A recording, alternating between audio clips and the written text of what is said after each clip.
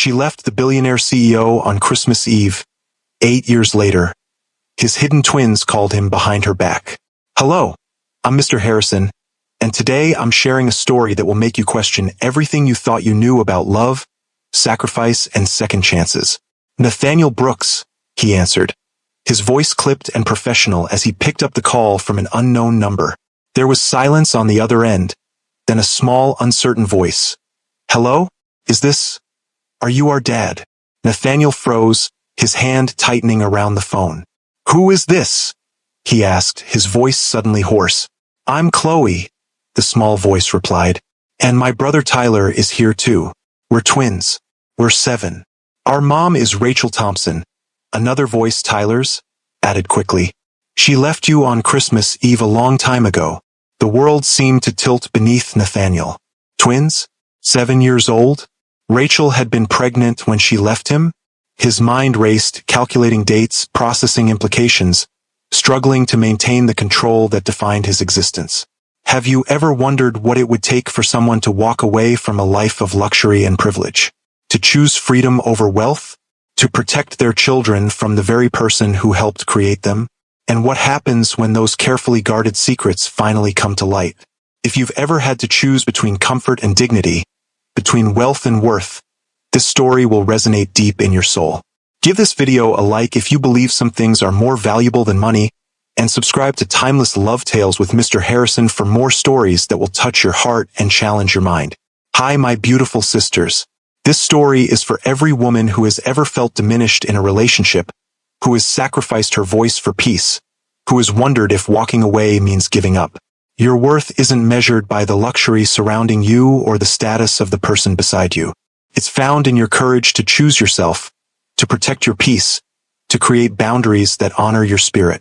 Sometimes the bravest thing you can do is walk away from what everyone else sees as perfect, because you know the truth behind closed doors. Remember, you deserve a love that feels like freedom, not one that feels like a beautifully decorated cage. Your intuition is your superpower, trust it. The snow fell in thick, silent flakes outside the windows of Brooks Tower, transforming the city into a glittering wonderland that matched the extravagant Christmas decorations adorning the penthouse suite. Rachel Thompson stood motionless by the floor-to-ceiling glass, her reflection ghostly against the darkening skyline. The packed suitcase at her feet a stark contrast to the festive opulence surrounding her. 3 years ago, she had entered this space wide-eyed and hopeful, a talented marketing strategist whose innovative campaigns had caught the attention of Nathaniel Brooks, founder and CEO of Brooks Enterprises. Their whirlwind romance had culminated in moving in together within months, a union that business magazines had celebrated as the perfect merger of creativity and execution. What those glossy features hadn't captured was how quickly admiration could curdle into control, how praise could transform into possession. You're really going through with this? Nathaniel's voice cut through her thoughts, deep and measured as always, betraying nothing of the fury she knew simmered beneath his composed exterior. He stood in the doorway, tumbler of whiskey in hand, the perfect picture of casual elegance in his tailored loungewear. Yes, Rachel answered simply, turning to face the man who had once represented everything she'd ever wanted. At 42, Nathaniel Brooks remained devastatingly handsome. Dark hair threaded with distinguished silver at the temples, piercing dark eyes that had once made her feel like the center of the universe, now coldly calculating as they assessed her. On Christmas Eve, he took a deliberate sip of his drink. How dramatically appropriate. The timing isn't intentional, she replied, though they both knew it was symbolic in its way. The end of a chapter before a new year could begin. I've made my decision, Nathaniel. A decision. He repeated the phrase with a bitter smile. As if this is some minor choice, not you walking away from everything we've built. Everything you've built, Rachel corrected quietly. That's the problem. There was never a we in your vision. Just you, making every decision, planning every moment of our lives without ever asking what I wanted. Nathaniel's expression hardened. I've given you everything. The luxury, the lifestyle, opportunities most people only dream about. Everything except a voice, Rachel said, reaching for her suitcase. Everything except respect. The weight of her words hung in the air between them, heavy with the accumulated disappointments of their relationship. Rachel remembered the early days, when Nathaniel's confidence had seemed like strength, his decisiveness like protection. How gradually those same qualities had transformed into something suffocating. As he scheduled her days, chose her clothes, selected her friends, all under the guise of knowing what was best. "You're being ridiculous," Nathaniel said, setting his glass down with controlled precision. "Name one thing you've asked for that I haven't provided." "The freedom to choose for myself," Rachel replied without hesitation. "The right to have opinions that differ from yours without being dismissed as emotional or irrational. The simple dignity of being treated as a partner rather than a possession." Nathaniel didn't move from the doorway, his imposing frame blocking her exit. For a moment, Rachel felt a flicker of the old fear, that he would refuse to let her go, that his need for control would once again override everything else. "You know what your problem is, Rachel?" he said, his voice dangerously soft. "You've never appreciated what you have. Do you have any idea how many women would kill to be in your position?" "Then find one of them," Rachel replied, surprising herself with her steadiness. "Someone who measures her worth by the price tag of her clothes or the exclusivity of her address." "That was never me, Nathaniel. You just never bothered to notice." She remembered the moment she'd realized she needed to leave, 3 weeks earlier, at the charity gala where Nathaniel had interrupted her mid-sentence while she was speaking to the head of a nonprofit, placing his hand on the small of her back and saying, "What my Rachel means to say is," as if she were a child incapable of expressing her own thoughts. The humiliation had burned, but more painful was the realization that this wasn't an isolated incident. It was the pattern of their entire relationship. Instead of arguing further, Nathaniel stepped aside, his voice dropping to a dangerous softness. "You'll be back. When you realize what you've thrown away, don't expect the same terms." Rachel paused beside him, close enough to catch the familiar scent of his cologne. "That's exactly why I'm leaving," she said, the words both a declaration and a realization. "Because to you, everything, even love, is a business transaction." As the elevator doors closed on her former life, Rachel exhaled a breath she felt she'd been holding for 3 years.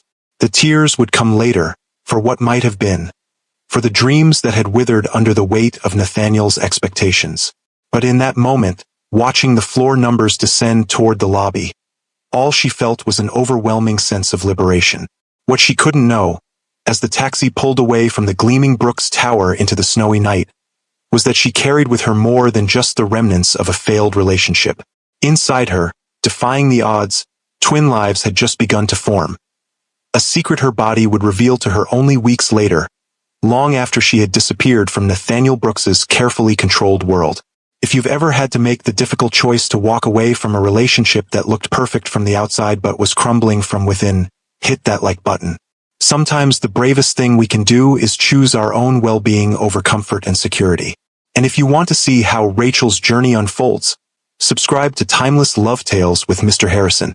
6 weeks after leaving Brooks Tower, Rachel sat on the edge of her bathtub in her small apartment, staring at the pregnancy test in her trembling hands. 2 pink lines. Unmistakable. Undeniable. She took a shaky breath, her mind racing with implications. "This can't be happening," she whispered to the empty bathroom. But it was happening. Despite their precautions, despite the odds, she was carrying Nathaniel Brooks's child. Her first instinct was to call him. Whatever their personal differences, he had a right to know, didn't he? She even went so far as to pick up her phone, his number still memorized despite having deleted his contact. But then she remembered his final words to her. "You'll be back. When you realize what you've thrown away, don't expect the same terms." Rachel placed her hand protectively over her still flat stomach. Would Nathaniel see this child as a blessing or as leverage? Would he use this pregnancy to reassert the control she had fought so hard to escape? Would a child raised in Nathaniel's world learn to value power over compassion, success over happiness? "I can't go back," she decided, speaking the words aloud to make them real. "I won't." The doctor's appointment a week later brought another shock. Not 1 heartbeat on the ultrasound, but 2. Twins. The technician had smiled at Rachel's stunned expression. "Congratulations," she'd said warmly. "Double the blessing." Double the responsibility, Rachel thought. Double the reason to build a life where her children could grow up free from the suffocating expectations that had nearly broken her. That night, she made a decision that would shape the next 8 years of her life. She would raise these children on her own, away from Nathaniel's influence. She would move to a new city, build a new career, create a home where her children would be valued for who they were, not what they could become. It wasn't about denying Nathaniel his rights as a father. It was about protecting 2 innocent lives from becoming pawns in his need for control. The following morning, she applied for a position at a small marketing agency in Mapleton, a quiet suburb 3,000 miles from Brooks Tower. 2 weeks later, she packed her meager belongings into her car and drove away from the city where she had once believed her dreams would come true, toward an uncertain future that was entirely her own to shape. 8 years passed like a dream and a lifetime simultaneously. Rachel Thompson stood in the bright kitchen of her modest suburban home, watching her 7-year-old twins argue over whose turn it was to feed their golden retriever. Max, Chloe, and Tyler, mirror images with their father's striking dark eyes and her own honey-blonde hair, were the unexpected miracle that had transformed her carefully planned escape into something far more complicated. "Mom!" Tyler called, his voice carrying the slight lisp from his recently lost front tooth. "Chloe's hogging the iPad again." "Am not," Chloe protested. "It's my turn. You had it all morning." Rachel sighed, setting down her coffee mug. "Chloe, you know the rules. 30 minutes each, then switch." As she mediated the latest sibling dispute, Rachel felt the familiar pang of guilt that occasionally surfaced. Nathaniel remained unaware of his children's existence, a decision she had justified to herself countless times over the years.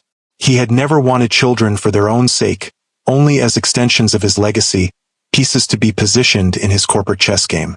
The twins deserved better than to be molded into miniature versions of their father's ambition. Yet as they grew, she saw flashes of him in them daily. Tyler's strategic mind and natural leadership, Chloe's intense focus when solving problems. Sometimes, catching these glimpses of Nathaniel in their mannerisms, Rachel wondered if her decision had been truly fair to any of them. Her career at the marketing agency had flourished beyond her expectations. Starting as a mid-level strategist, she had quickly proven her value, bringing in new clients with her innovative campaigns and rising to partner within 5 years. Her colleagues respected her creativity and work ethic, never suspecting that the quiet determination that drove her success had been forged in the crucible of her relationship with one of the business world's most formidable figures. "Mom, can we go to the park after lunch?" Chloe asked, the iPad dispute already forgotten. "I want to practice my soccer moves before the game on Saturday. And I want to collect more leaves for my science project," Tyler added, his dark eyes, so like his father's, bright with enthusiasm. Rachel smiled, grateful for their resilience, their ability to move past conflicts with the easy forgiveness of childhood. "Sure, we can go for an hour or so, but homework comes first when we get back." As the twins raced upstairs to change, Rachel's phone buzzed with a news alert.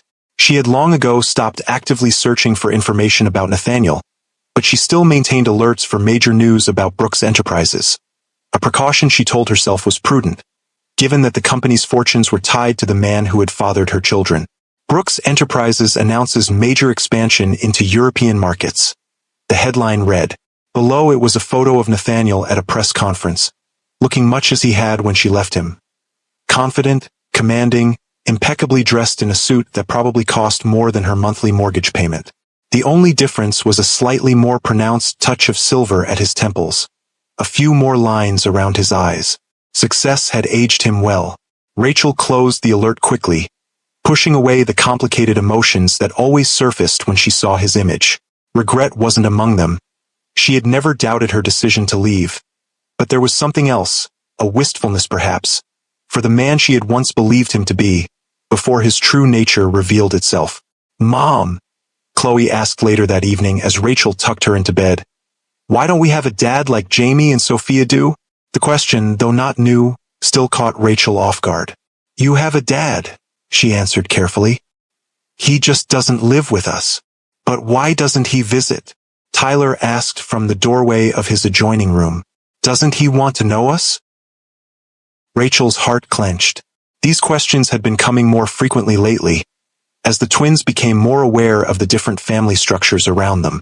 She had always tried to be honest with them, but how do you explain to 7-year-olds that their father doesn't know they exist because you chose not to tell him? It's complicated, sweetie.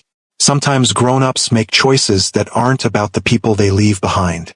But we didn't do anything wrong, Chloe persisted, her dark eyes, so like Nathaniel's, wide and questioning.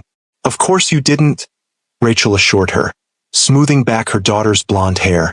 This isn't about anything you did or didn't do. What's his name?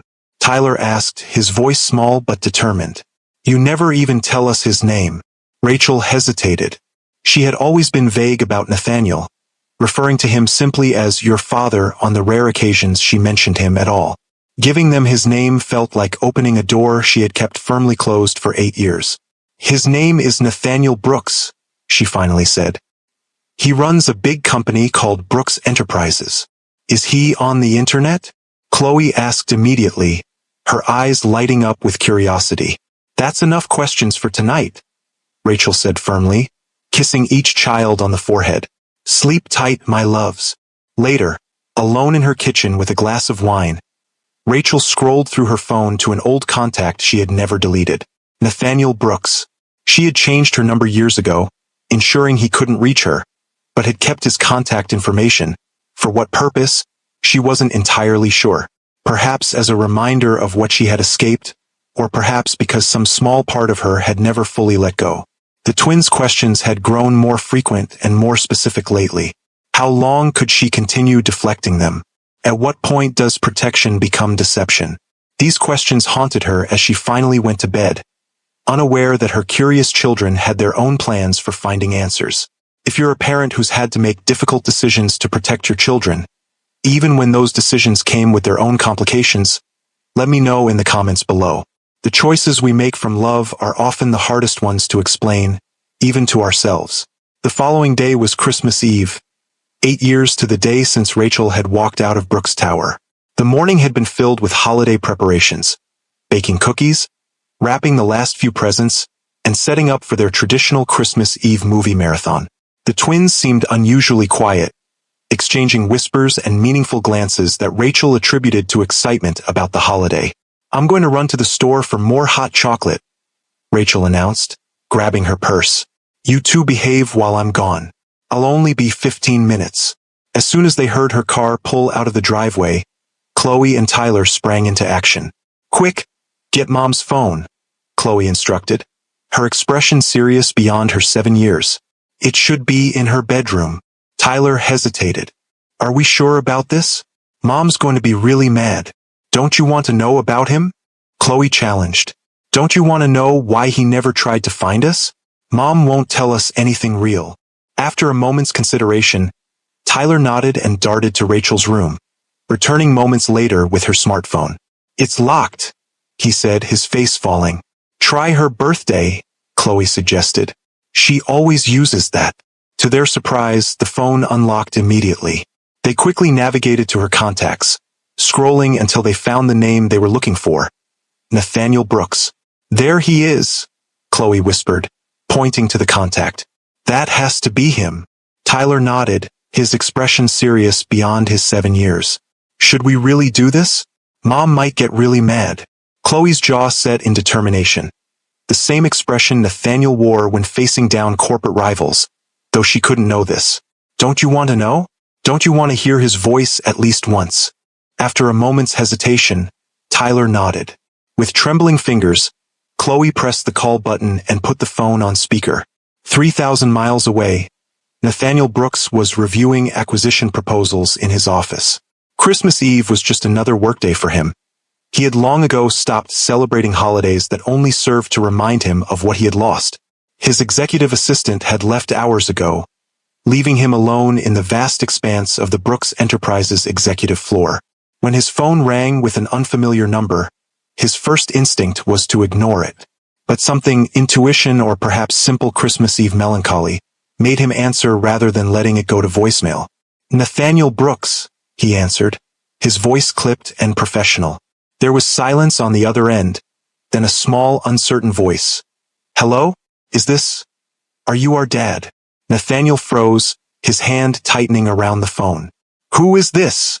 he asked, his voice suddenly hoarse. "I'm Chloe," the small voice replied. "And my brother Tyler is here too. We're twins. We're 7. Our mom is Rachel Thompson." Another voice, Tyler's, added quickly. "She left you on Christmas Eve a long time ago." The world seemed to tilt beneath Nathaniel. Twins? 7 years old? Rachel had been pregnant when she left him? His mind raced, calculating dates, processing implications, struggling to maintain the control that defined his existence. "Are you still there?" Chloe asked, her confidence wavering. "Yes," Nathaniel managed, his voice uncharacteristically unsteady. "I'm here. Does your mother know you're calling me?" A telling pause. "Not exactly," Tyler admitted, "but we wanted to know about you. Mom doesn't tell us much. Just that you're a businessman who wasn't ready for a family," Chloe added. "But we thought maybe you'd be ready now." The simple hope in their voices cut through Nathaniel's carefully constructed defenses. For the first time in his meticulously controlled life, Nathaniel Brooks was completely unprepared. "I didn't know about you," he said finally, the truth of it settling like a weight on his chest. "Your mother never told me she was pregnant." "She didn't." Chloe sounded genuinely shocked. "But why wouldn't she tell you about us?" Nathaniel closed his eyes, memories of his last conversation with Rachel flooding back. His arrogance, his dismissiveness, his absolute certainty that she would return on his terms. I think I might have given her reason not to." "Are you mad at us?" Tyler asked quietly. "No," Nathaniel replied immediately. "Not at all. I'm just surprised. And I'd very much like to meet you both." In the background, he heard a car pulling into a driveway, then Rachel's voice calling the children.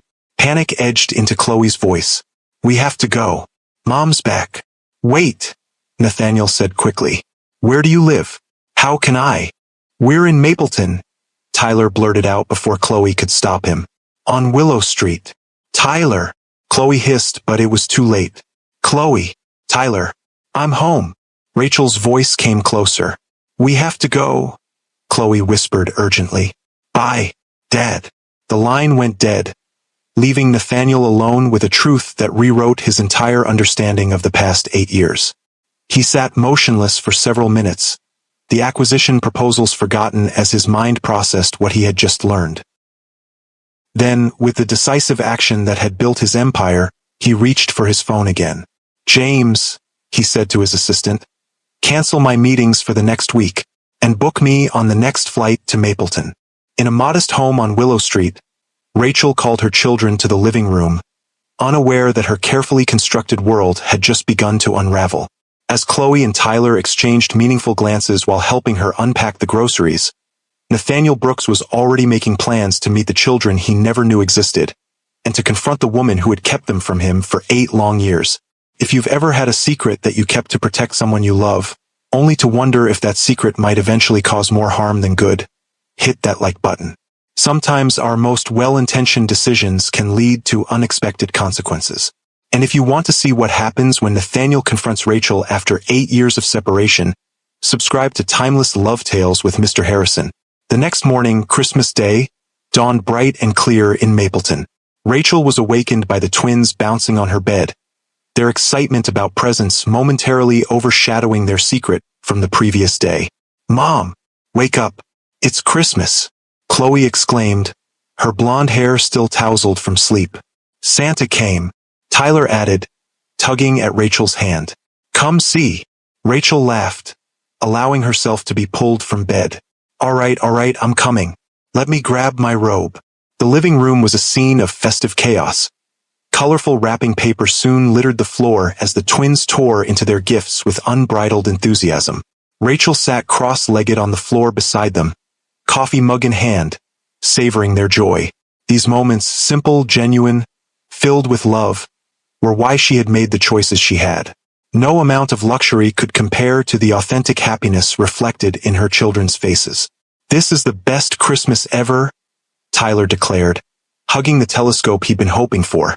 "It really is," Rachel agreed, unaware that 3,000 miles away, Nathaniel Brooks was boarding his private jet, his destination set for the small town she had chosen as their sanctuary. The doorbell rang just after noon, as Rachel was preparing their Christmas lunch. Assuming it was one of the neighbors dropping off holiday cookies, she wiped her hands on a dish towel and went to answer, the twins trailing curiously behind her. When she opened the door, time seemed to stop. Standing on her porch, looking both commanding and uncertain, was Nathaniel Brooks. 8 years had added a few more lines to his face, a touch more silver to his hair, but his presence was as overwhelming as ever, tall, impeccably dressed even in casual attire, those piercing dark eyes fixed intently on her face. "Hello, Rachel," he said quietly. Rachel instinctively moved to block the doorway, as if she could physically prevent the past from colliding with her present. "Nathaniel," she managed, her voice barely audible. "What are you doing here?" Before he could answer, Chloe pushed forward, her eyes wide with recognition and excitement. "Are you our dad? You look just like in the pictures online." Rachel's head whipped around to stare at her daughter, then back to Nathaniel, her mind racing to understand how this was happening. "Chloe, Tyler, go to your rooms. Now." "But Mom," Tyler began to protest. "Now," Rachel repeated, her tone leaving no room for argument.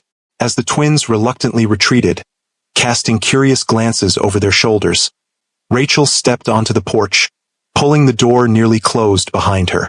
"How did you find us?" she demanded, her heart pounding so hard she was sure he could hear it. "Our children called me yesterday," Nathaniel replied, his use of "our" deliberate and pointed. "Children I didn't know existed until 24 hours ago." Rachel closed her eyes briefly, the pieces falling into place. "They used my phone while I was at the store," she realized aloud. "Nathaniel, I can explain." "Explain what, exactly?" His voice was controlled, but she could hear the anger simmering beneath. "That you've kept my children from me for 8 years? That you made a unilateral decision that I didn't deserve to know I had a son and daughter?" "You didn't want children," Rachel countered, finding her footing in the face of his accusation. "You wanted heirs, extensions of yourself, not individuals with their own minds and hearts. You never gave me the chance to be anything else," he said, his voice dropping. "You made assumptions about what kind of father I would be, then acted on those assumptions without ever allowing me to prove you wrong or right." Rachel felt the weight of his words, the uncomfortable truth in them. She had made that decision, justified it to herself 1,000 times over the years, but standing face to face with Nathaniel now, she couldn't deny that she had taken a choice from him that wasn't solely hers to make. "We should talk," she conceded finally. "But not here, not with the twins listening. There's a coffee shop 2 blocks down that's open today. Meet me there in 30 minutes. Nathaniel nodded, his expression unreadable. 30 minutes. After arranging for her neighbor to watch the twins, with strict instructions that they were to stay inside. Rachel walked to the coffee shop, her mind racing with explanations, justifications, and the growing realization that the carefully constructed life she had built was about to change irrevocably. Nathaniel was already seated at a corner table when she arrived, 2 steaming cups in front of him. "I remembered how you take your coffee," he said as she sat down. "Some things you don't forget." Rachel accepted the cup, noting that he had indeed remembered. 1 sugar, splash of cream. It was a small detail that somehow made this surreal situation even more disorienting. "How did you find us so quickly?" she asked, needing to understand the practical details before diving into the emotional abyss that awaited. Tyler mentioned Willow Street.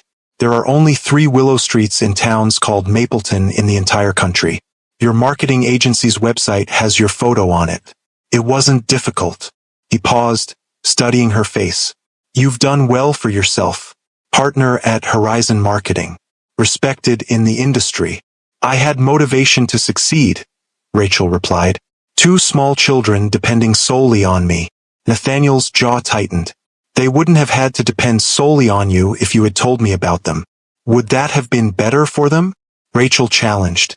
"Growing up in your world with your expectations? Being molded into perfect little Brooks heirs. They're worth measured by how well they fit into your vision.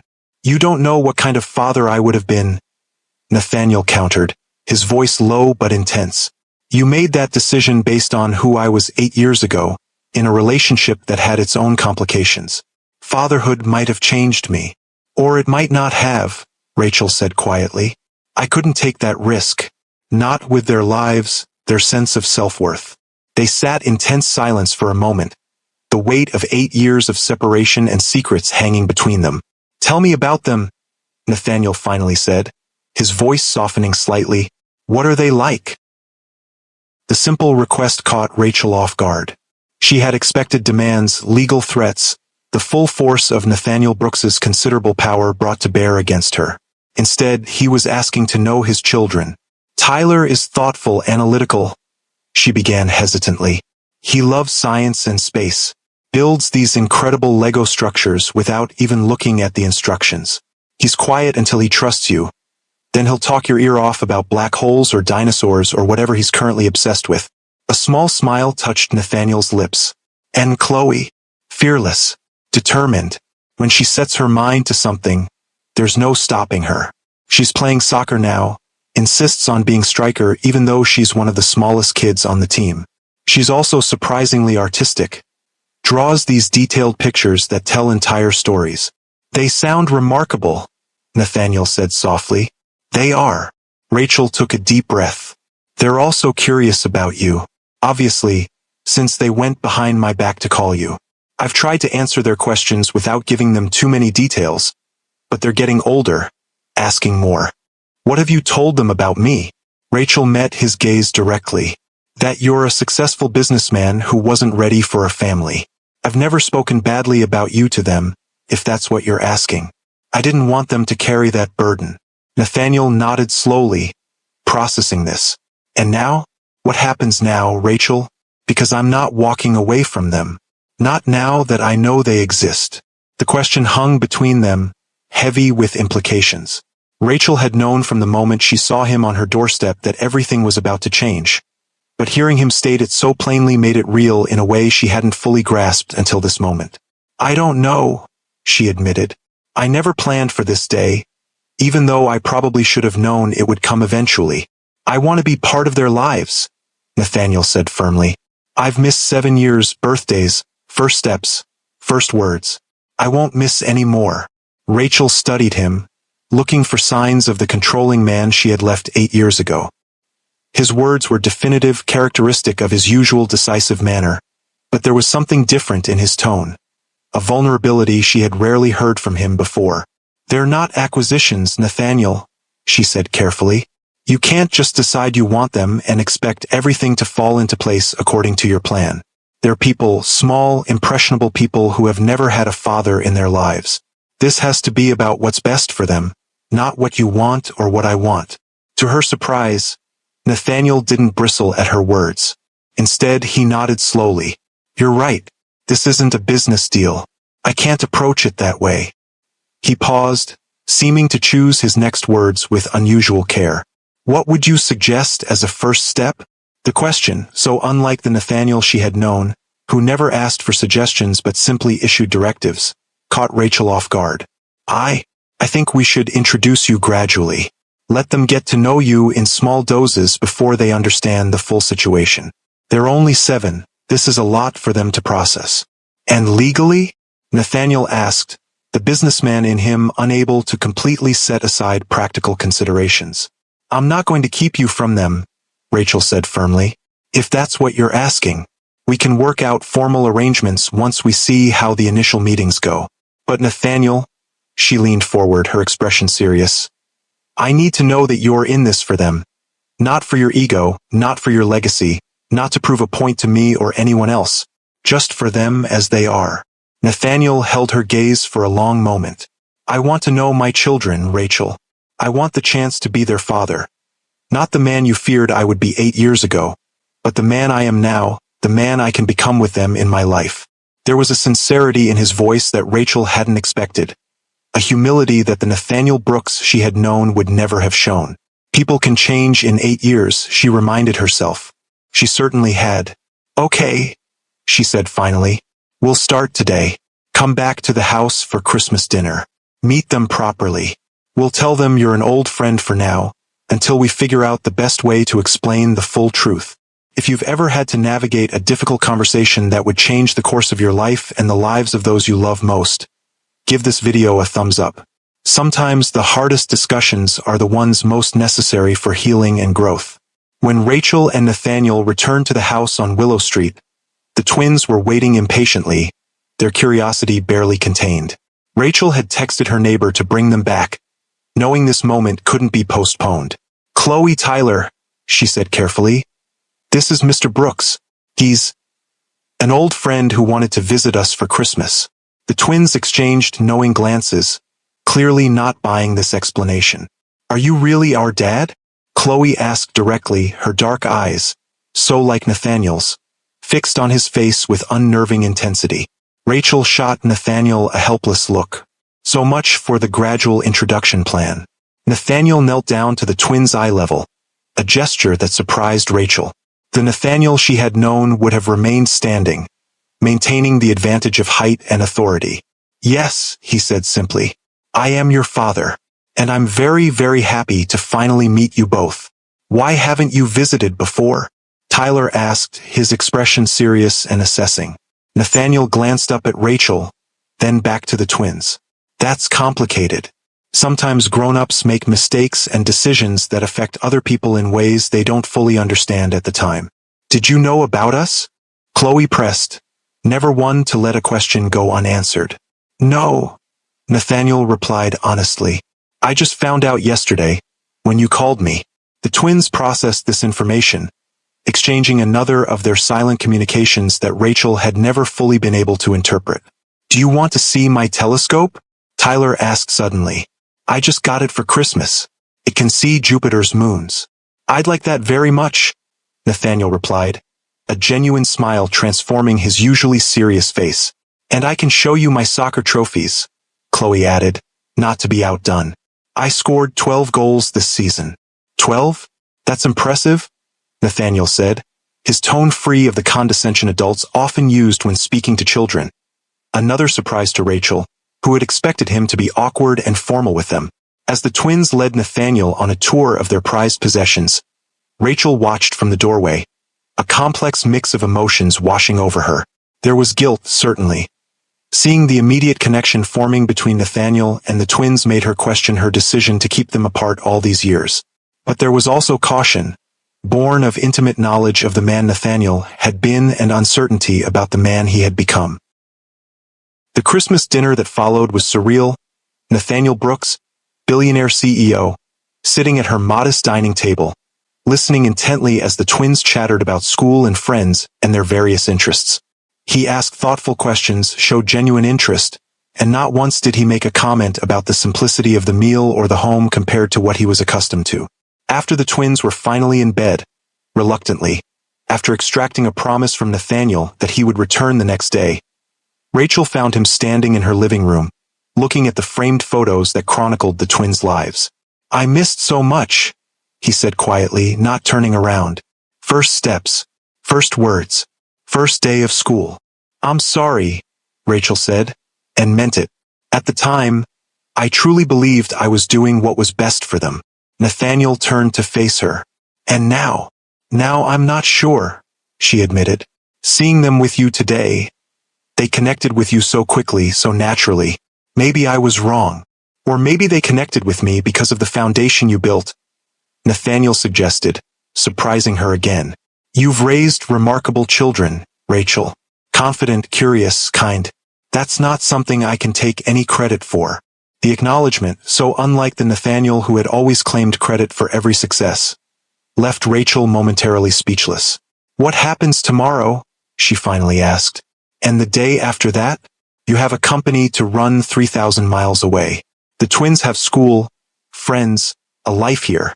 "I don't know yet," Nathaniel admitted, another phrase she had never heard from him during their relationship. "But I do know I'm not going back to my old life as if nothing has changed. Finding out I have children, it changes everything." "It does," Rachel agreed softly. "It changed everything for me 8 years ago." They stood in silence for a moment, the Christmas tree lights casting a warm glow over the room, the weight of the past and the uncertainty of the future hanging between them. "I should go," Nathaniel said finally. "I'm staying at the Mapleton Inn. I'll come back tomorrow if that's all right." Rachel nodded. "The twins would be disappointed if you didn't." At the door, Nathaniel paused. Thank you, Rachel, for today, for raising them so well. He hesitated, seeming to search for the right words. For giving me a chance to know them now, even though you had every reason not to. As she watched him walk to the rental car parked at the curb, Rachel wondered if perhaps they had both changed more than either of them realized in the 8 years they had been apart. Over the next few days, a tentative routine began to form. Nathaniel would arrive mid-morning, spend the day with the twins, and leave after dinner. Rachel observed these interactions carefully, looking for signs of the controlling behavior that had defined their relationship, but found instead a man who seemed genuinely interested in discovering who his children were, rather than molding them into who he thought they should be. On the third day, while the twins were engrossed in building an elaborate snow fort in the backyard, Nathaniel approached Rachel in the kitchen, where she was preparing hot chocolate. We need to talk about what happens next, he said, his tone serious but not demanding. I have to return to New York eventually. The company can't run itself indefinitely. Rachel nodded, having anticipated this conversation. I know. The twins have school starting again next week. This holiday bubble we've been in can't last. I want to be part of their lives, Rachel. Not just for holidays and special occasions. I want to be a real father to them. And what does that look like to you? Rachel asked, genuinely curious about his vision. Given that your life is in New York and theirs is here? Nathaniel was quiet for a moment, looking out the window at the twins, who were arguing good-naturedly about the proper technique for packing snow. I've been thinking about that. I could open a West Coast office for Brooks Enterprises. We've been considering expansion in that direction for years. I could split my time between here and New York, at least initially. The suggestion caught Rachel off guard. In their relationship, Nathaniel had always expected her to adapt to his schedule, his plans, his life. The idea that he would restructure his business to accommodate the twins was so unexpected that she wasn't sure how to respond. You would do that? She finally asked. Upend your entire life? They're my children, Nathaniel said simply, as if that explained everything. And perhaps it did. What about custody? Rachel asked, voicing the question that had been hovering unspoken between them. Legally speaking, I've consulted with my attorneys, Nathaniel admitted. They've outlined several options. Rachel tensed, preparing for the legal battle she had always feared would come if Nathaniel discovered the twins. And I told them I'm not interested in a contentious legal process that would put the twins in the middle of a custody fight, he said, surprising her yet again. I want us to work this out between ourselves, in whatever way is best for Chloe and Tyler. Rachel studied him, looking for the catch, the hidden agenda, the strategic move that would give him the upper hand. But his expression was open, his dark eyes, so like the twins, clear and direct. Why? She asked finally. The Nathaniel I knew would have had his legal team draw up papers before he even got on the plane to Mapleton. He would have used every resource at his disposal to get what he wanted. Nathaniel was quiet for a long moment, seeming to consider his words carefully. I'm not the same man you left 8 years ago, Rachel. That night, watching you walk away, knowing I couldn't control the outcome for once, it forced me to look at myself in ways I never had before. He turned back to the window, watching the twins play. I realized I had been treating relationships like business acquisitions, identifying what I wanted, developing a strategy to obtain it, and then maintaining control at all costs. It worked brilliantly in the boardroom but destroyed anything meaningful in my personal life. Rachel remained silent, allowing him to continue. After you left, I threw myself into work even more completely than before. Brooks Enterprises expanded exponentially. By every external measure, I was more successful than ever. He paused. And I was completely alone. No real friends, no meaningful relationships, nothing but the next deal, the next acquisition, the next victory that felt hollow almost as soon as it was achieved. So what changed? Rachel asked softly. About 3 years ago, I had a health scare. Nothing serious in the end, but it forced me to stop for a while to think about what I was really doing with my life. I started working with a therapist. He gave a small, self-deprecating smile. I resisted at first, of course. Nathaniel Brooks didn't need therapy. But eventually, I began to understand how my need for control was really about fear, fear of vulnerability, fear of rejection, fear of not being enough on my own merits. Rachel was stunned by this admission. The Nathaniel she had known would never have acknowledged weakness, let alone fear. I'm not saying I'm completely transformed, he continued. I still struggle with those tendencies, but I'm aware of them now. I catch myself, and I'm trying to be different, to listen more than I speak, to consider others' perspectives, to recognize that control is an illusion anyway.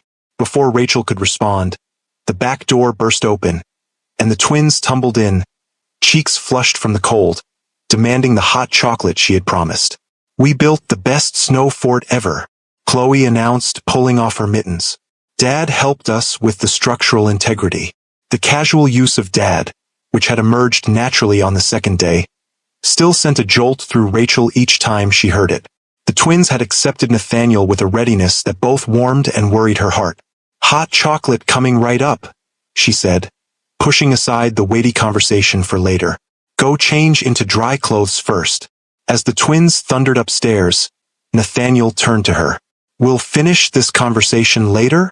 Rachel nodded. Yes, we need to. If you've ever witnessed someone you once knew transform into someone you never expected them to become, hit that like button. People can change, sometimes in ways that challenge everything we thought we knew about them. That evening, after the twins were asleep, Rachel and Nathaniel sat in the living room. The remnants of a board game the four of them had played still scattered on the coffee table.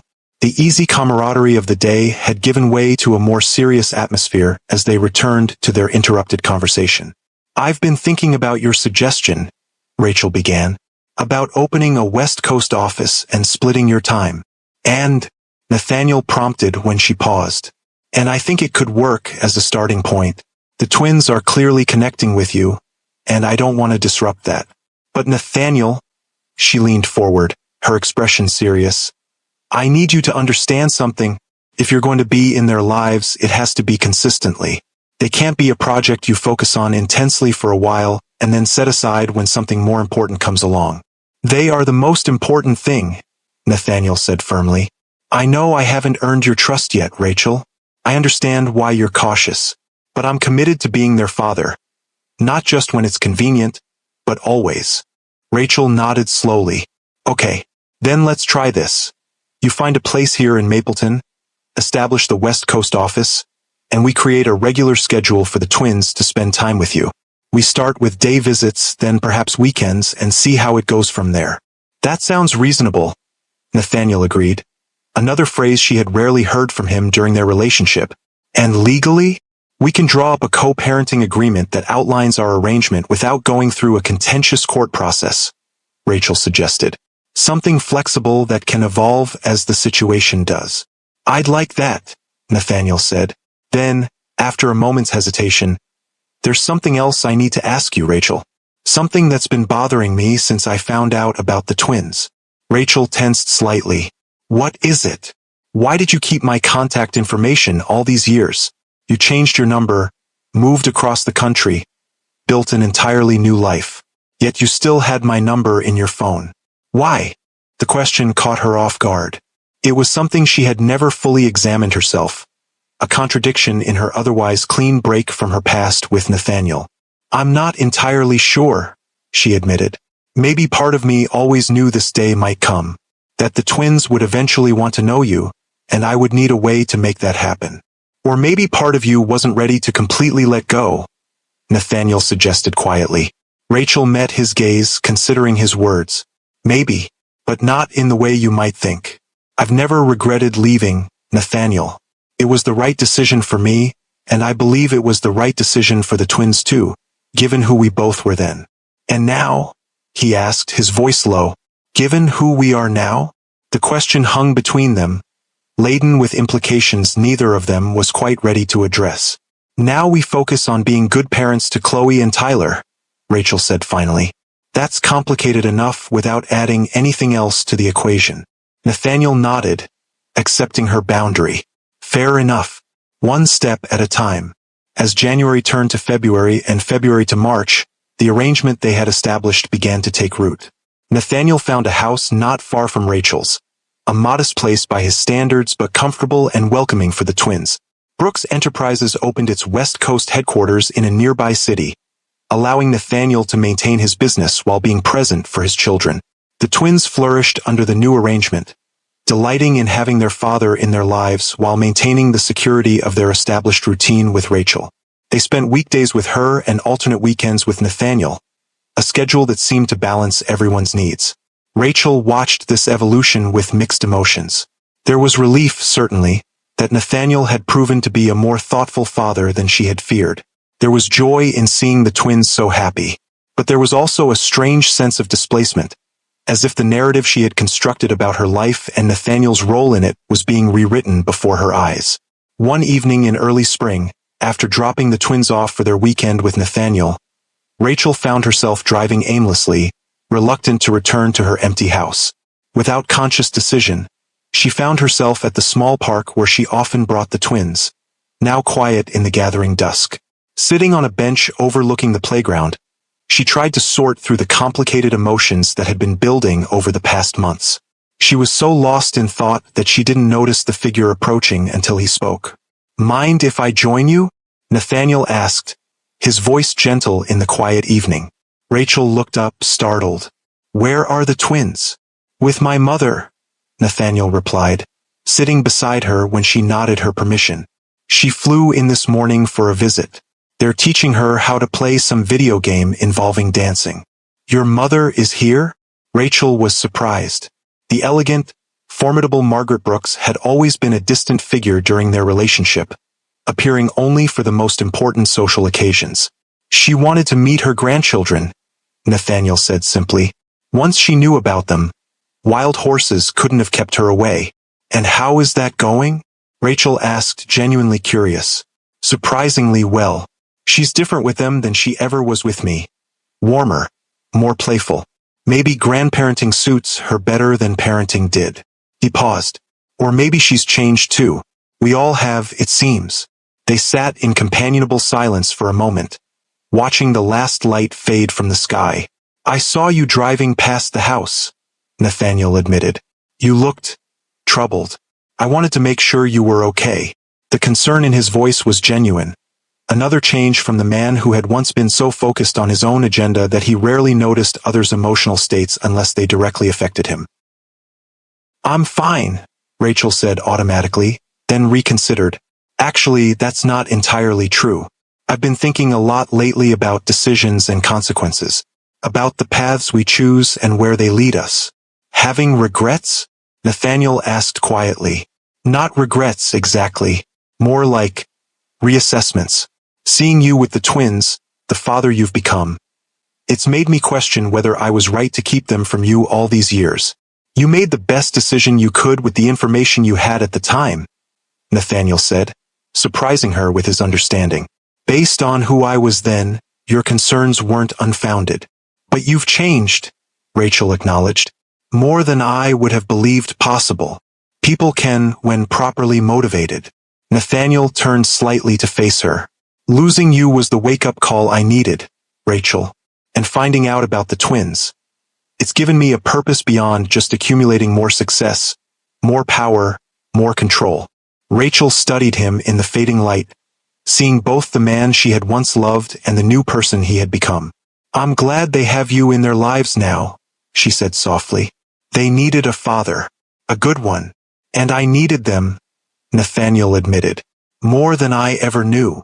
As they sat together in the gathering darkness, Rachel felt something shift between them. Not a return to what had been, but perhaps the beginning of something new. Something built on mutual respect, shared purpose, and the love they both had for the two remarkable children who had brought them back into each other's lives. If you believe that people can truly change when given the right motivation and opportunity, share this video with someone who needs to hear that message today. Sometimes the most profound transformations happen when we least expect them, in ways we never could have imagined. The spring days lengthened into summer, bringing with it a new rhythm to their unconventional family arrangement. The twins moved easily between their two homes, carrying stories and experiences back and forth like little ambassadors. Rachel found herself increasingly comfortable with Nathaniel's presence in their lives, her initial wariness giving way to a cautious appreciation for the father he had become. What she hadn't anticipated was how often their paths would cross outside of scheduled handoffs and co-parenting discussions. It started innocuously enough, Nathaniel calling to ask about Tyler's science project deadline, or to check if Chloe had mentioned a soccer injury she'd been trying to hide. These necessary communications gradually evolved into longer conversations that drifted beyond parenting topics into shared memories, professional achievements, and eventually personal reflections. The twins mentioned you've been working late on a big campaign, Nathaniel said one evening when he called about an upcoming school event. The Westridge account? Rachel was surprised he remembered. Yes, actually. It's a major opportunity for the agency. If we land it, we'll be handling all their marketing for the next 3 years. You'll get it, Nathaniel said with a confidence that warmed her unexpectedly. Your presentation for the Meridian project was brilliant. Westridge would be foolish not to see your value. The compliment, delivered without the condescension that had often colored his praise during their relationship, caught her off guard. Thank you. That means a lot, especially coming from you. I always recognized your talent, Rachel, he said quietly, even if I didn't always show it properly. These moments accumulated gradually, small acknowledgments of past mistakes, genuine interest in her life and work, respect for her boundaries and decisions. It was as if Nathaniel was carefully laying the groundwork for something, though Rachel wasn't sure what. The first gift arrived on a Tuesday morning in July, a simple arrangement of wildflowers delivered to her office with a note that read, "Saw these on my morning run and thought of you. They reminded me of that meadow in Vermont." And Rachel touched the delicate blooms, remembering the weekend trip early in their relationship when they had stumbled upon a hidden meadow bursting with wildflowers. It had been one of those perfect moments, lying in the grass, planning their future, before control and ambition had overshadowed connection. The flowers were followed by other thoughtful gestures. A book by an author she had mentioned enjoying, tickets to a local art exhibition for her and the twins, a bottle of the small batch honey she loved but could rarely find. None of the gifts were extravagant or showy.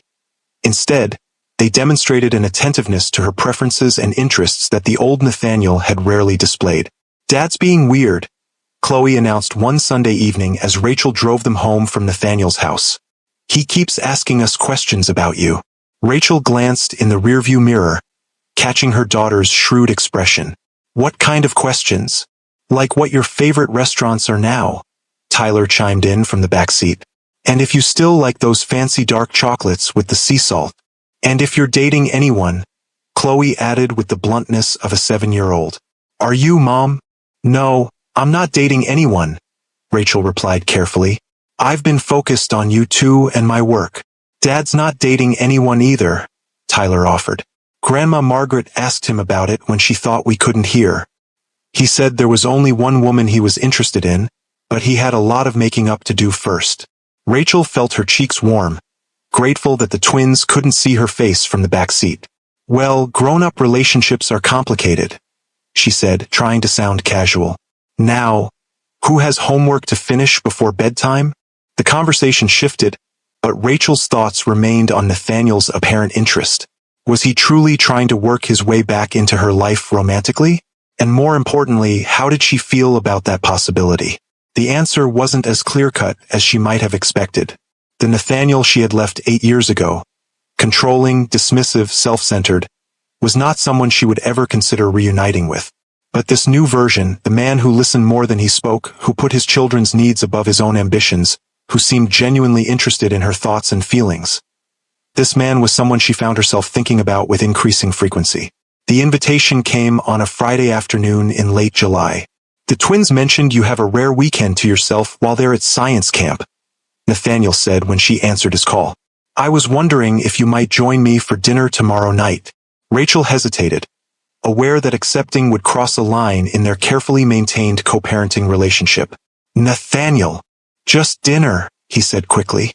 No pressure, no expectations. I'd just like the chance to talk with you without little ears listening or work schedules interrupting. After a moment's consideration, Rachel agreed. All right, dinner sounds nice. I'll pick you up at 7, Nathaniel said, and she could hear the smile in his voice. When Saturday evening arrived, Rachel found herself spending more time than usual choosing her outfit, settling finally on a simple blue dress that she knew brought out her eyes. It was a realization that gave her pause. Was she really getting dressed up for a dinner with her ex? Nathaniel arrived precisely at 7, looking handsome but not overly formal in dark jeans and a crisp button-down shirt. "You look beautiful," he said simply when she opened the door. "Thank you," Rachel replied, feeling suddenly shy, as if this were a first date rather than dinner with a man she had once lived with. "Where are we going?" "My place, actually," Nathaniel said, a hint of nervousness in his voice. "I thought I'd cook for you, unless you'd prefer a restaurant." The offer surprised her. During their relationship, Nathaniel had never cooked. They had either dined at exclusive restaurants or relied on his private chef. "You cook now." A small smile played at his lips. "I've learned a few things over the years. Nothing fancy, but edible." The twins seemed to approve, at least. "Then I'd love to try your cooking," Rachel said, genuinely curious about this new skill. Nathaniel's home was warm and inviting, far from the sleek, impersonal penthouse they had once shared. There were signs of the twins everywhere, artwork on the refrigerator, a half-completed puzzle on the coffee table, family photos arranged on shelves. Felt like a home, not a showcase. "Wine," Nathaniel offered, leading her to the kitchen where something that smelled delicious was simmering on the stove. "Please," Rachel accepted, leaning against the counter as he poured 2 glasses.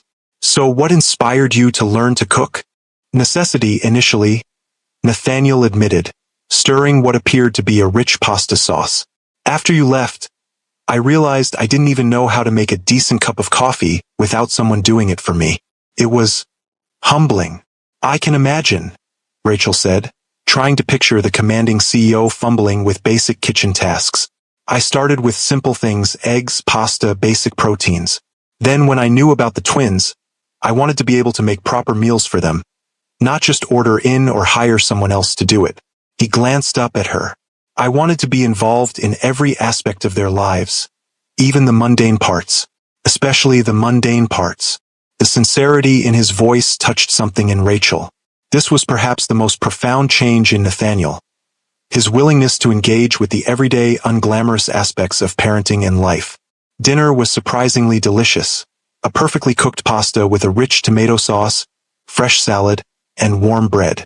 They talked easily throughout the meal, about the twins, their work, books they'd read recently. It felt comfortable in a way their interactions rarely had during their relationship, when conversations had often been dominated by Nathaniel's agenda or work concerns. "This was wonderful," Rachel said honestly as they finished their meal. "Thank you. There's something I want to show you," Nathaniel said, a hint of nervousness returning to his voice. "If you're willing."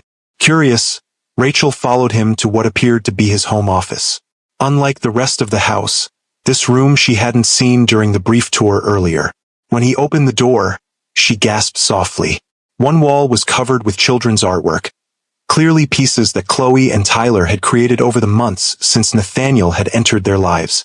But what caught her attention was the other wall, where dozens of photographs were arranged in a careful collage. Photos of the twins that she recognized from her own collection.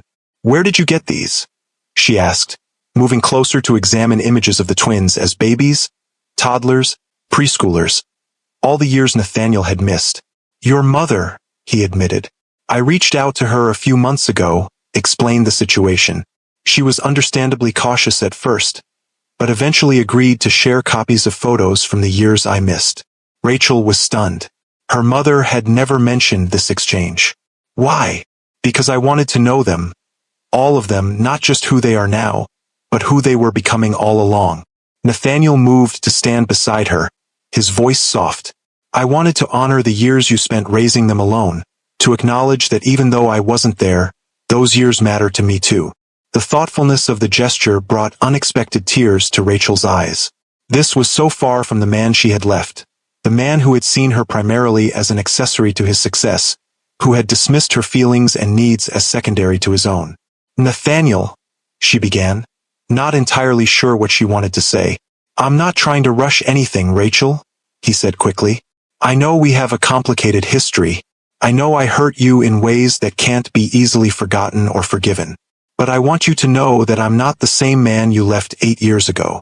I'm beginning to see that," Rachel admitted softly. The twins are the greatest gift I never knew I needed, Nathaniel continued. But finding them again has also made me realize something else.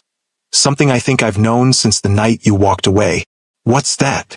Rachel asked, though she suspected she knew the answer. That I never stopped loving you, Nathaniel said simply. Not the way I thought I loved you then, which was selfish and controlling. But the real kind of love, the kind that wants what's best for the other person, even if that means letting them go. The words hung between them, honest and vulnerable in a way the old Nathaniel would never have allowed himself to be. I'm not asking for anything right now, he continued when she remained silent. Just the chance to show you who I am now, to rebuild whatever trust one can. The rest is up to you. Rachel studied him, seeing both the man she had once loved and the new person he had become. I need time, she said finally. This is a lot to process. Take all the time you need, Nathaniel replied. I'm not going anywhere. If you believe that true love sometimes deserves a second chance, especially when someone has done the hard work of genuine change, hit that like button. And if you want to see how Rachel navigates this unexpected turn in her journey, subscribe to Timeless Love Tales with Mr. Harrison. The weeks that followed their dinner were filled with a delicate dance of cautious steps forward and thoughtful reflection. Nathaniel continued his gentle pursuit, not with grand gestures or lavish gifts, but with consistent presence and genuine interest. He called regularly, not just about the twins but to check on her day, to share something that had made him think of her, to offer support when she was stressed about work. When Rachel mentioned offhandedly that she missed having time to read, books began appearing on her porch, not with demands that she discuss them with him, but simply with notes saying he thought she might enjoy them when she found a moment. When she complained about a persistent headache during a phone call, he arrived an hour later with her favorite tea and offered to pick the twins up from their activities so she could rest. It was these small considerations, the evidence that he was truly listening to her and responding to her needs rather than imposing his will, that began to soften Rachel's carefully maintained boundaries. You seem different lately, her friend Melissa observed over lunch one day in late August. Happier, more relaxed. Rachel shrugged, trying to downplay the observation. The twins are doing well. Work is good. Things are just settled. Melissa replied skeptically. And it has nothing to do with the increasingly frequent mentions of Nathaniel in our conversations? We're co-parenting, Rachel defended, feeling her cheeks warm. Of course he comes up in conversation. Co-parenting doesn't usually involve that particular smile you get when his name comes up, Melissa pointed out. Or the fact that you've worn that dress he complimented 3 times in the last 2 weeks. Rachel sighed, knowing her friend had a point. It's complicated, Mel. We have history, not all of it good. People change, Melissa said simply. Sometimes for the better. The question is whether you're willing to risk finding out if his changes are real and lasting. The question lingered in Rachel's mind as summer transitioned to fall. The evidence of Nathaniel's transformation was undeniable. Not just in how he treated her, but in his dedication to the twins, his willingness to adapt his schedule to their needs, his genuine interest in their thoughts and feelings rather than just their achievements. The turning point came unexpectedly, during a conversation with Margaret Brooks. Nathaniel's mother had remained in Mapleton longer than originally planned, renting a small apartment nearby to spend time with her grandchildren. Rachel had been wary of the elegant older woman at first, remembering her as distant and judgmental during their previous acquaintance. But like her son, Margaret seemed to have undergone her own transformation. He was always such a serious child, Margaret remarked one afternoon as they watched the twins playing soccer in the park. So determined to prove himself, to exceed every expectation. That determination served him well in business, Rachel observed. Perhaps, Margaret agreed. But at what cost? I see him with Chloe and Tyler, how he listens to them, how he values their unique perspectives, how he encourages them to be themselves rather than what he thinks they should be, and I realize how differently I might have raised him. Rachel glanced at the older woman, surprised by the admission. You have regrets? Many, Margaret said frankly. His father and I were traditional in our approach. Children were to be seen and not heard, to follow the path laid out for them without question. We raised Nathaniel to believe that control was strength, that vulnerability was weakness, that success was measured in achievements rather than connections. She paused, watching her son laugh as he chased the twins across the field. When you left him, he was devastated, though he would never have admitted it to anyone. It forced him to question everything he thought he knew about himself, about what matters in life. He's different now, Rachel acknowledged softly. Because of you, Margaret said. And because of them. She nodded toward the twins. You gave him the two greatest gifts possible. The wake-up call he needed 8 years ago, and the children who have opened his heart in ways I never thought possible. The conversation stayed with Rachel long after they parted ways. That evening, after the twins were asleep, she found herself scrolling through recent photos on her phone. Images of Nathaniel with the children, of the four of them together at various outings and events. In every picture, his expression when looking at the twins was one of genuine wonder and love. And when he looked at her, there was something else there, something that made her heart beat a little faster. The next morning, Rachel made a decision. Instead of texting Nathaniel about the twins' upcoming school play as she had planned, she called him. Are you free for dinner tonight? She asked when he answered. Just the two of us. The twins are having a sleepover at Melissa's with her kids. I'd love that, Nathaniel replied, surprise and pleasure evident in his voice. My place again? Or would you prefer to go out? Actually, I thought I might cook for you this time, Rachel suggested. At my house. Around 7. I'll be there, he promised. Rachel spent the day in a state of nervous anticipation, preparing Nathaniel's favorite meal from their early days together. A dish she hadn't made in years. When he arrived, precisely at 7, she felt a flutter of butterflies that reminded her of their first dates, before complications and control had entered the picture. Something smells amazing, Nathaniel said as he followed her to the kitchen, handing her a bouquet of wildflowers similar to the ones he had sent months earlier. I hope you still like cocoa vin, Rachel replied, arranging the flowers in a vase.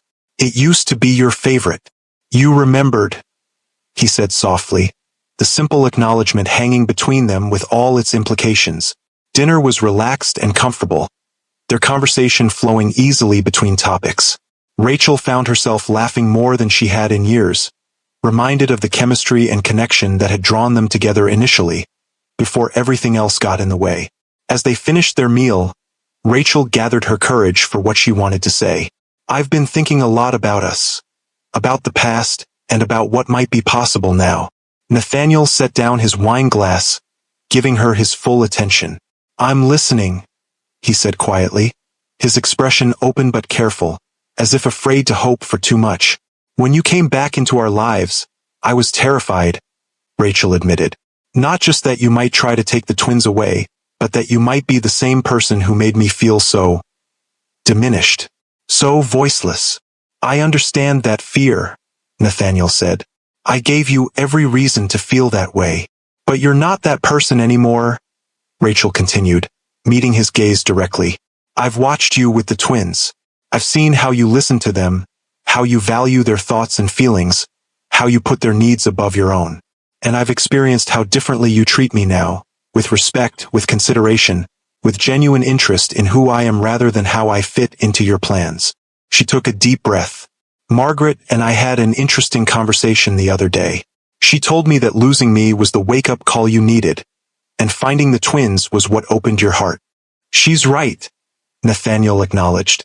Though I wouldn't say I found the twins. They found me, thanks to their determination to know their father.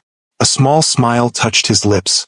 They're stubborn, like their mother, and strategic like their father, Rachel countered with a smile of her own.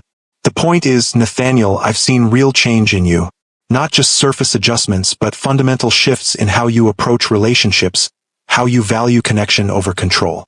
Hope flickered in Nathaniel's eyes. What are you saying, Rachel? I'm saying that I think we deserve a second chance, she said softly. Not to go back to what we were. That relationship wasn't healthy for either of us.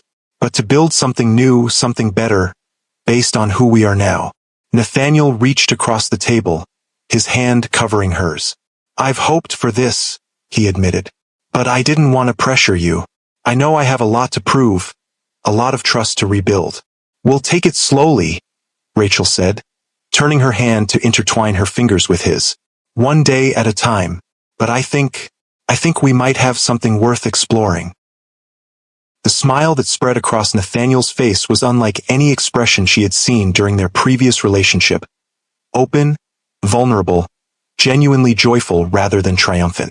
I would like nothing more, he said, his voice thick with emotion. And Rachel? This time, I promise to listen more than I speak, to value your voice as much as my own, to remember that love isn't about possession. It's about partnership. That's all I've ever wanted, Rachel replied softly.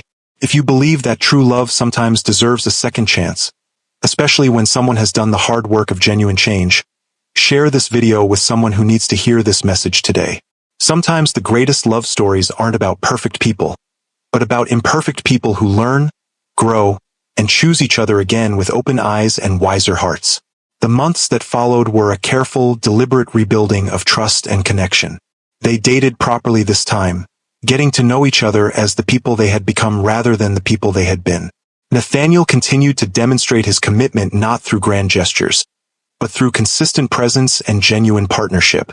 When Rachel faced a crisis at work, he offered support without taking over. When she expressed an opinion different from his, he listened with genuine interest rather than dismissing her perspective. When she needed space, he respected her boundaries without making her feel guilty for establishing them.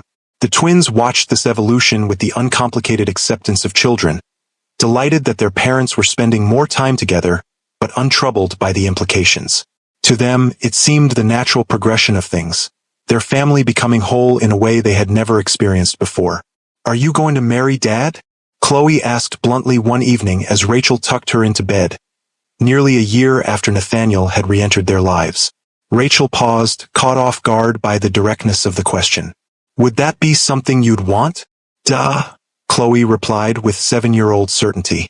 Then we'd all be together all the time, and Dad wouldn't have to leave after dinner. It's more complicated than that, sweetie, Rachel began. Grown-ups always say that, Tyler chimed in from his bed across the room. But sometimes it's not complicated. Sometimes people just love each other and want to be together. Out of the mouths of babes, Rachel thought, smiling at her son's simple wisdom. We'll see what happens, she said, kissing each of them goodnight. For now, let's just enjoy the way things are. But the twins' question lingered in her mind as she went downstairs to where Nathaniel was waiting, having stayed to help with bedtime as he often did now. He looked up from his book as she entered the living room, his smile warming her in a way that had become wonderfully familiar. Everything okay? He asked, noticing her thoughtful expression. The twins were just asking if we're going to get married, Rachel said, deciding honesty was the best approach. Nathaniel set his book aside, his expression turning serious. And what did you tell them? That it's complicated, Rachel replied, sitting beside him on the couch. That we're enjoying things as they are. Is that how you feel? Nathaniel asked carefully. That you're content with things as they are? Rachel considered the question, aware that her answer mattered deeply. I'm happy, she said truthfully. Happier than I ever expected to be again. Especially with you. But marriage, that's a big step, given our history. It is, Nathaniel agreed. And I would never rush you into anything you're not completely certain about. He paused, seeming to gather his thoughts. But I want you to know that I am certain, Rachel. About you, about us, about the family we could be together. He took her hand gently. I'm not formally proposing right now. I want that moment to be perfect when you're ready. But I do want you to know that's where my heart is. I want to spend the rest of my life proving to you that second chances can work, that people can change, that love can be better the second time around, when it's built on mutual respect and genuine partnership. Rachel felt tears prick her eyes at the sincerity in his voice. I think I'm getting there, she admitted softly, to being ready for that step.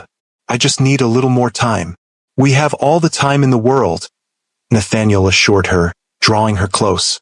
I'm not going anywhere. 3 months later on Christmas Eve, exactly 9 years after Rachel had walked out of Brooks Tower with a packed suitcase and no idea she was carrying twins, Nathaniel proposed. Not with a grand public gesture or elaborate production, but quietly, in the living room of the home they now shared, with Chloe and Tyler as willing conspirators who could barely contain their excitement. 9 years ago, I lost the most precious thing in my life because I didn't understand what truly mattered, Nathaniel said, kneeling before her with a simple but elegant ring. I've spent every day since you came back into my life trying to be worthy of a second chance. Rachel Thompson, will you marry me? Will you let me spend the rest of my life showing you what real partnership looks like? Through tears of joy, Rachel nodded. Yes, she whispered. Yes. The twins erupted in cheers, rushing to embrace them both in a family hug that symbolized everything they had become. Not perfect, not without challenges, but whole and healing and filled with love that had been hard-won through growth and forgiveness. They were married the following spring in a simple ceremony in the meadow of wildflowers that had once represented their beginning and now marked their new start. As they exchanged vows surrounded by their children, family, and friends, Rachel reflected on the journey that had brought them to this moment. It hadn't been easy. It hadn't been straightforward. But it had been real, a testament to the power of genuine change, of second chances earned rather than given, of love that was stronger for having been tested and found true. I never thought we'd be here again,